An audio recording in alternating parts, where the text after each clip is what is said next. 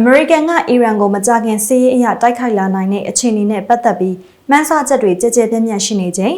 အီရန်နဲ့ရုရှားရေတပ်တွေဟာအိုမန်ပင်လယ်ကွေ့နဲ့အိန္ဒိယသမုဒ္ဒရာမြောက်ပိုင်းတို့မှာဖေဖော်ဝါရီ19ရက်ကပူးရဲစစ်ရေးလေ့ကျင့်မှုပြုလုပ်ခဲ့ကြပါတယ်။အဆိုပါစစ်ရေးလေ့ကျင့်မှုအတွင်းအီရန်စစ်တပ်၊အစ္စလာမစ်ဒေါ်လာရေးအဆောင်တပ်နဲ့ရုရှားစစ်တပ်တို့မှအထူးစစ်စင်ရေးတပ်ဖွဲ့တွေက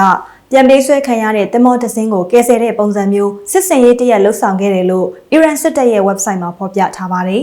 ။အဆိုပါစစ်ရေးလေ့ကျင့်မှုမှာအီရန်ရဲ့ Evas အတန်းစားဖြတ်သင်္ဘောဒုံးကျည်ပစ်လွှတ်နိုင်တဲ့စစ်သင်္ဘောတွေရဟတ်ယာဉ်တွေကမ်းထိုးရေယာဉ်တွေအထူးစစ်စင်ရေးတပ်ဖွဲ့တွေ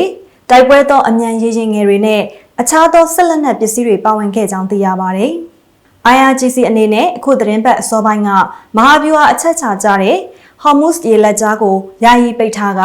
စစ်ရေးလေ့ကျင့်မှုပြုလုပ်ခဲ့ပြီးနောက်အခုတစ်ချိန်စစ်ရေးလေ့ကျင့်မှုကိုပြုလုပ်ခဲ့တာဖြစ်ပါတယ်